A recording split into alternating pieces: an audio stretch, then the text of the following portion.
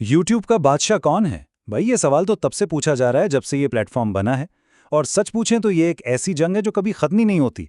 ताज एक सर से दूसरे सर पर जाता रहता है।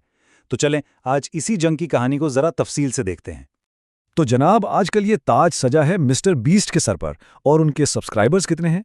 460 मिलियन। जरा सोचें, ये इतनी बड़ी तादाद है कि अगर ये लोग एक मुल्क होते ना तो आबादी के लिहाज से दुनिया का तीसरा सबसे बड़ा मुल्क बन जाते। इससे अंदाजा लगाएं कि यूट्यूब कितना बड़ा हो चुका है। लेकिन सवाल यह है कि हम यहाँ तक पहुँचे कैसे? मतलब मिस्टर बीस्ट से पहले कौन था और उससे भी पहले कौन? इस पूरी कहानी को समझने के लिए ना हमें वक्त में पीछे जाना होगा, बिल्कुल शुरू में, जब यूट्यूब पर सब कुछ बहुत बहुत अलग था। तो शुरू करते हैं पहले हिस्से से, पहले हुक्मरान, यानी यूट्यूब की बिल्कुल इब्तिदाई शुरुआत। अच्छा, ये सारा खेल शुरू हुआ एक छोटे से बटन से, सब्सक्राइब। ये फीचर आया था 2005 में और इसने लोगों को मौका दिया कि वो अपने पसंदीदा क्रिएटर्स को फॉलो कर सकें। लगने में तो ये एक छोटी सी चीज़ थी, लेकिन सच पूछें तो इसी एक बटन ने यूट्यूब को हमेशा के लिए बदल कर रख दिया। तो फिर वो पहला चैनल कौन था जिसने ये ताज अपने सर पर सजाया? वो था स्मॉश। जी हां, मई 2006 में यूट्यूब के पहले बादशाह वही थे। और अब आती है सबसे मजे की बात। जानते हैं जब स्मॉश नंबर 1 थे तो उनके सब्सक्राइबर्स कितने थे? सिर्फ 2986। जी हां, बिल्कुल सही सुना, 3000 से भी कम। आज के दौर में तो ये कुछ भी नहीं है। इससे पता चलता है कि यूट्यूब ने कहां से कहां तक का सफर तय किया है। शुरू के सालों में तो समझें एक दौड़ लगी हुई थी। ताज कभी किसी के पास तो कभी किसी के पास। स्मॉश के बाद ब्रूकर्स आए, फिर एक बड़ी पुरस्कार वेब सीरीज आई लोनली गर्ल 15, और फिर आया इनफरादी क्रिएटर्स का दौर, फ्रेड, निगी हगा और रे विलियम जॉनसन। इन लोगों ने अपनी कॉमेडी और कमाल की क्रिएटिविटी से यूट्यूब की शुरू की दुनिया को एक नई शक्ल दी। और फिर आया साल 2009 और फ्रेड ने वो कर दिखाया जो उस वक्त नामुमकिन लगता था। वो पहले यूट्यूबर बने जिसने 1 मिलियन यानी 10 लाख सब्सक्राइबर्स का हिंसा पार किया।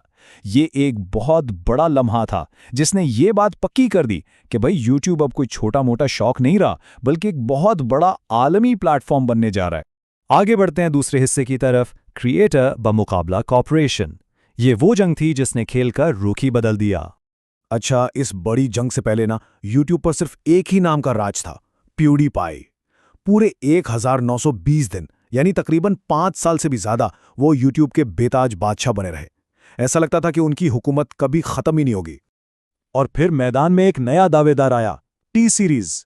अब देखें, एक तरफ था एक स्वीडिश गेमर जो अपने कमरे में बैठकर लेट्स प्ले वीडियोस बनाता था, और दूसरी तरफ थी इंडिया की सबसे बड़ी म्यूजिक कॉर्पोरेशन। ये एक तरह से एक अकेले क्रिएटर और एक बहुत बड़ी कंपनी की जंग थी, और इस जंग ने यूट्यूब की तारीख को हमेशा के लिए बदल कर रख दिया।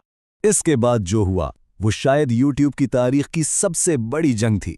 पूरी दुनिया में इन दोनों के फैंस अपने अपने हीरोज के लिए मैदान में उतर आए। सब्सक्राइबर्स तो जैसे बारिश की तरह बरस रहे थे, और नंबर 1 की पोजीशन कभी इसके पास कभी उसके पास। मतलब एक जबरदस्त मुकाबला था, लेकिन आखिरकार टी सीरीज ने ये जंग जीत ली। और यही कहानी हमें वापस आज के दौर में ले आती है। जब अभी हाल ही में मिस्टर बीस्ट ने टी सीरीज को पीछे छोड़ा ना, तो उन्होंने कहा कि आखिरकार प्यूडीपाई का बदला ले लिया गया। इस एक जुमले से पता चलता है कि वो पुरानी जंग आज भी क्रिएटर्स के लिए कितनी मायने रखती है।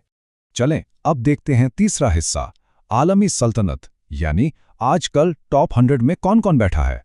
अगर हम आज के यूट्यूब को देखें ना तो एक बड़ी दिलचस्प तस्वीर नजर आती है।